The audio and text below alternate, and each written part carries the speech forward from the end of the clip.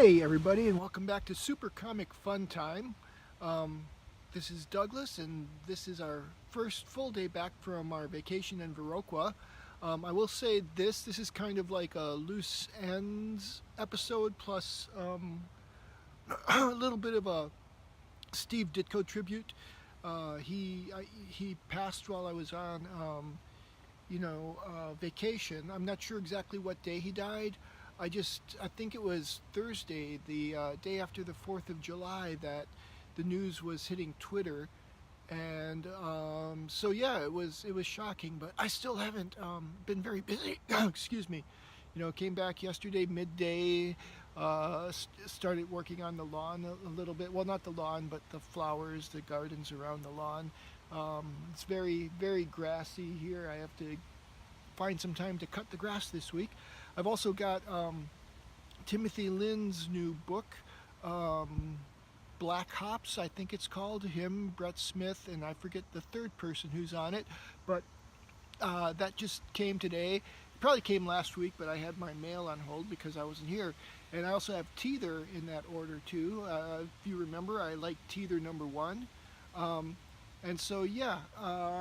And I will finish going through. I did finish reading John Byrne's Man of Steel. I actually finished it all on our last full day of vacation, which was Saturday. I read one issue at the Kickapoo River, where we found a swimming hole.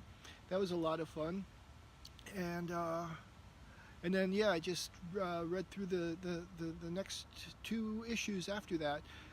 Very, very fun series overall. Very satisfying. So, I also had found a little secondhand shop that sold, they had like just a bunch of stuff there. This wasn't a bookstore exclusively, but I found a bunch of Spider-Man novels. So I'm going to show you that now. I'm going to stop the recording and then I'll be right back.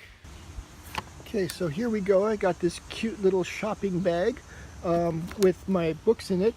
This was kind of a cool find, I thought, when I saw it, and I posted on Twitter if anybody could recommend getting them, but nobody really said anything.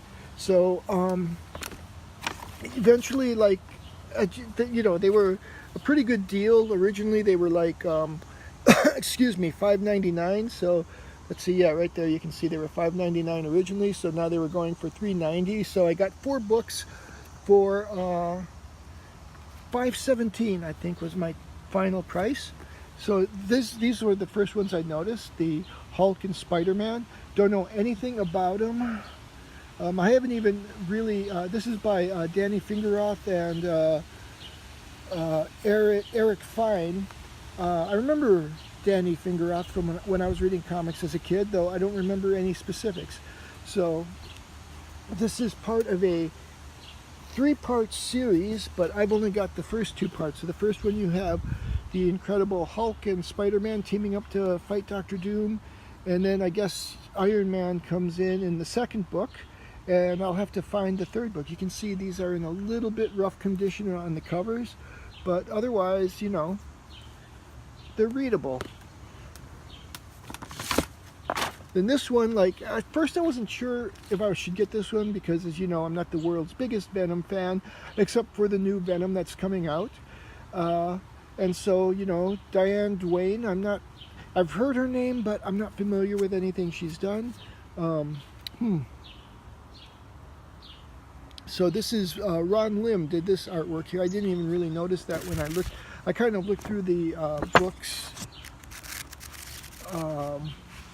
Publication date, and some of these books came out as hardcovers. I don't think this one did. I think this one did. This is the one, what is this called? The Ultimate Spider-Man. Now, this was originally published at hardcover in 1994, so this isn't the Ultimate Universe Spider-Man. This is a book that I think is a retrospective celebrating, at this point, what was it, 94, so 60, 70, so 40 years of Spider-Man at that time. And one thing I was very pleased to see is I looked at the illustrations. So we have a Steve Ditko illustration for this story by Tom DeHaven and Dean Wesley Smith. So we're going to go to page 111. And I have to say, like, growing up, I would see the names, and like, I don't even know if I pronounced Steve Ditko's name right. I can't remember how I might have pronounced it, but I bought those little, I think they were Fawcett books. At that time, they didn't really have reprints like they do today, and you could get this little paperback, you know, about this size, maybe it was 200 pages, and they reprinted the first 12 issues maybe of Spider-Man, and then they had like several volumes of that, and I don't remember how many I got, but of course Steve Ditko was the original Spider-Man artist. He's the one who designed him, and he really gave him those kind of side flaps. You know, there's those suits that people will jump out of planes, I guess, and they'll like glide down the air in these flying squirrel suits. So Steve Ditko was way ahead of the curve on that one. And you know, you can see there is the original form of, I don't know if it's the original form, but an early form of the Vulture. So fun times, fun times. So yeah, that's pretty much my, you know, I loved Spider-Man. I loved Doctor Strange. I also got those Doctor Strange books, which I think, so there I am. Yeah, so Steve Ditko, he designed Spider-Man. He probably wrote most of the early stories. My understanding is Stan Lee mostly did the dialogue.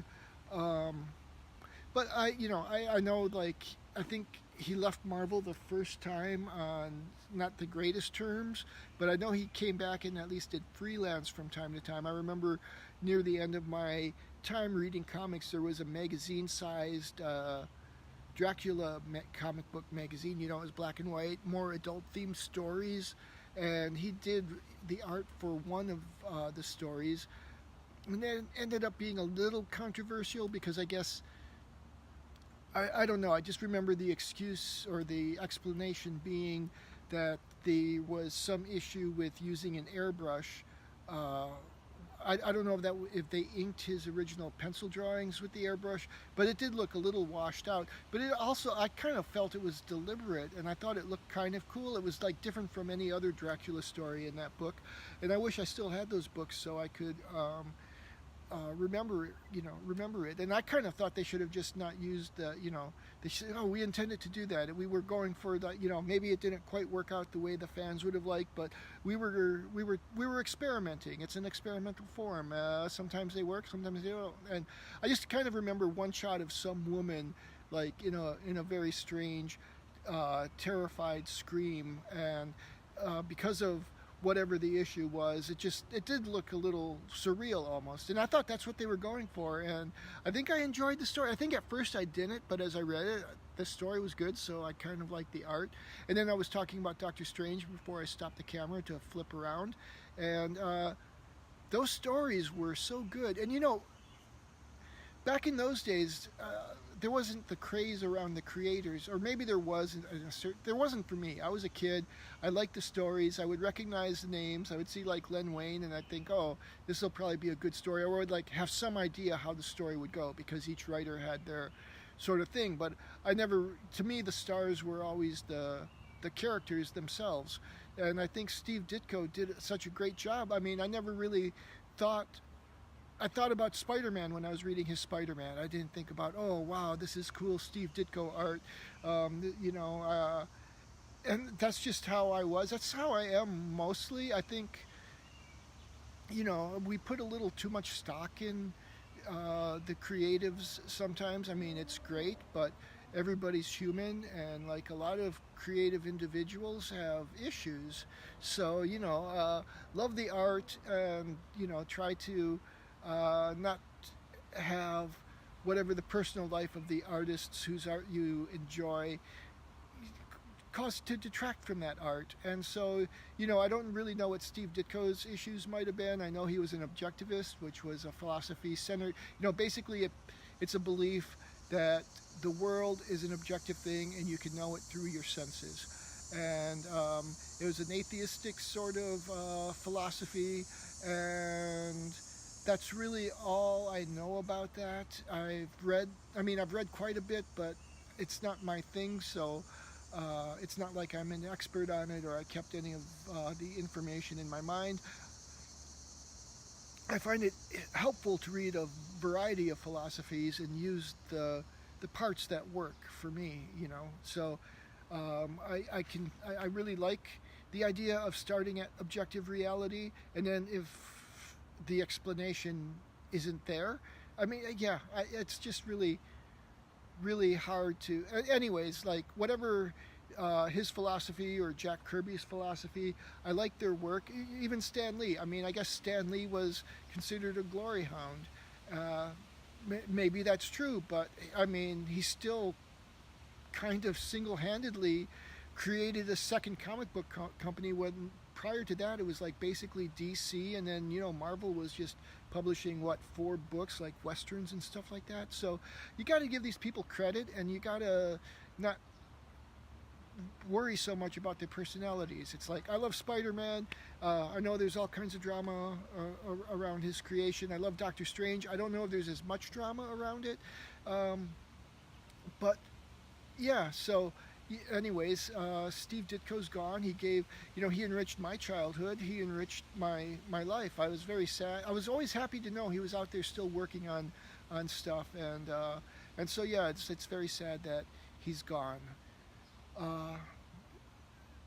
So goodbye, Steve Ditko. I hope you had a good death, and I hope that whatever comes after this life, it's a great experience for you too. And I'm going to go ahead and sign off here.